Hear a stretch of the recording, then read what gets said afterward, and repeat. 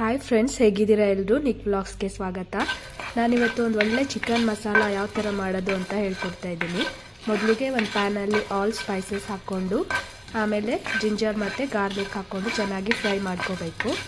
ಇದರಲ್ಲಿ ನಾನು ಧನಿಯಾ, ಚಕ್ಕೆ, ಲವಂಗ, ಏಲಕ್ಕಿ, ಕಾಳು ಮೆಣಸು ಎಲ್ಲನೂ ಹಾಕಿದ್ದೀನಿ, ಮಸಾಲ ಐಟಮ್ಸು. ಆಮೇಲೆ ಅದ್ರ ಮೇಲೇ ಶುಂಠಿ ಮತ್ತು ಬೆಳ್ಳುಳ್ಳಿ ಹಾಕ್ಕೊಂಡು ಒಂದು ಸಲ ಚೆನ್ನಾಗಿ ರೋಸ್ಟ್ ಮಾಡ್ಕೋಬೇಕು. ಈ ಥರ ಚೆನ್ನಾಗಿ ರೋಸ್ಟ್ ಆದಮೇಲೆ ಅದಕ್ಕೆ ನಾವು ನೆಕ್ಸ್ಟ್ ಆನಿಯನ್ ಹಾಕೋಬೇಕು. ಆನಿಯನನ್ನು ಫುಲ್ಲು ಅದು ಹಸಿ ವಾಸನೆ ಹೋಗೋವರೆಗೆ ಚೆನ್ನಾಗಿ ಫ್ರೈ ಮಾಡ್ಕೋಬೇಕು. ಇದು ರೈಸ್ ಜೊತೆ ಕೋರಿ ರೊಟ್ಟಿ ಅಂತಾರಲ್ಲ ಮಂಗಳೂರು ಸೈಡು, ಅದ್ರ ಜೊತೆ ಎಲ್ಲ ತುಂಬಾ ಚೆನ್ನಾಗಿರುತ್ತೆ, ಬೇಗನೂ ಮಾಡ್ಕೋಬೋದು. ಈ ಥರ ಆನಿಯನನ್ನು ಹಾಕಿ ನಾವು 1-2 ನಿಮಿಷ ಚೆನ್ನಾಗಿ ಫ್ರೈ ಮಾಡಿಕೊಂಡ್ರೆ ತುಂಬ ಚೆನ್ನಾಗಿರುತ್ತೆ ಟೇಸ್ಟು. ಮತ್ತು ನಾವಿಲ್ಲಿ ಇದಕ್ಕೆ ಆಯಿಲ್ ಯೂಸ್ ಮಾಡ್ತಾ ಇಲ್ಲ, ಡ್ರೈ ರೋಸ್ಟ್ ಮಾಡ್ಕೋಬೇಕು ಎಲ್ಲವನ್ನು ಪ್ಯಾನಲ್ಲಿ. ಆಮೇಲೆ ಇದಕ್ಕೆ ನಾವೊಂದು 3-4 ಹಸಿಮೆಣಸನ್ನು ಆ್ಯಡ್ ಮಾಡ್ಕೊತಾ ಇದ್ದೀನಿ.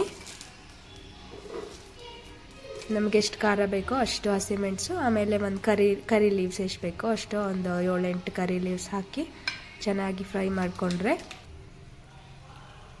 ಚೆನ್ನಾಗಿರುತ್ತೆ. ಆಮೇಲೆ ಇದಕ್ಕೆ ಕಾಯಿ ಆ್ಯಡ್ ಮಾಡ್ಕೋಬೇಕು. ನಾನೊಂದು ಅರ್ಧ ಹೋಳು ಕಾಯಿ ತಗೊಂಡಿದ್ದೀನಿ, ಅದನ್ನು ಒಂದ್ಸಲ ಚೆನ್ನಾಗಿ ಫ್ರೈ ಮಾಡ್ಕೊಬೇಕು. ಕಾಯಿನ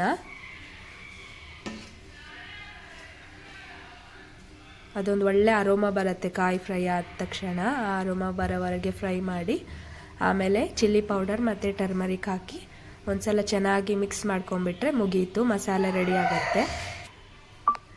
ಆಮೇಲೆ ಇದನ್ನು ನಾವು ಕೋಲ್ಡ್ ಆಗಲಿಕ್ಕೆ ಆಮೇಲೆ ಕಡಿಬೇಕಲ್ಲ, ಅದಕ್ಕೆ ಕೋಲ್ಡ್ ಆಗಲಿಕ್ಕೆ ಸೈಡಲ್ಲಿ ತೆಗೆದಿಡಬೇಕು. ಇಷ್ಟನ್ನು ರೆಡಿ ಮಾಡಿಕೊಂಡು ಮಸಾಲ ಹಾಕ್ಕೊಂಡ್ಮೇಲೆ ಒಂದು ಸಲ ಚೆನ್ನಾಗಿ ಮಿಕ್ಸ್ ಮಾಡ್ಕೊಂಡ್ಬಿಟ್ರೆ ಆಯಿತು.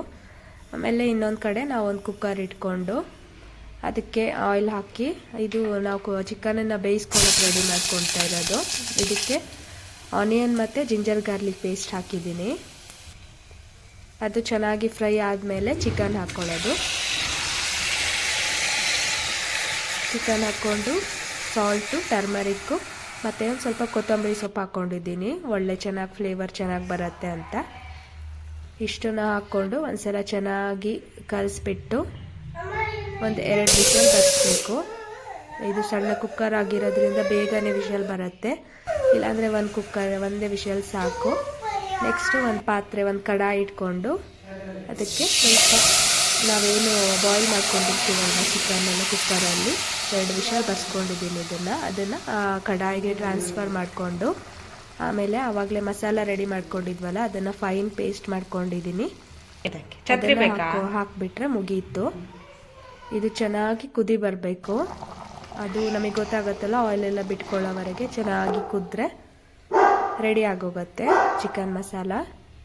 ಇದು ಯಾವುದ್ರ ಜೊತೆಗಾದ್ರೂ ತುಂಬ ಚೆನ್ನಾಗಿರುತ್ತೆ. ಅದ್ರ ಮೇಲ್ಗಡೆ ಲಾಸ್ಟಿಗೆಲ್ಲ ಕುದ್ದಾದ್ಮೇಲೆ ಫ್ಲೇಮ್ ಆಫ್ ಮಾಡ್ಕೊಂಡ್ಬಿಟ್ಟು ಕೊತ್ತಂಬರಿ ಸೊಪ್ಪು ಮತ್ತು ಲೆಮನ್ ಜ್ಯೂಸ್ ಹಾಕಿಬಿಟ್ರೆ ರೆಡಿ ಆಗುತ್ತೆ.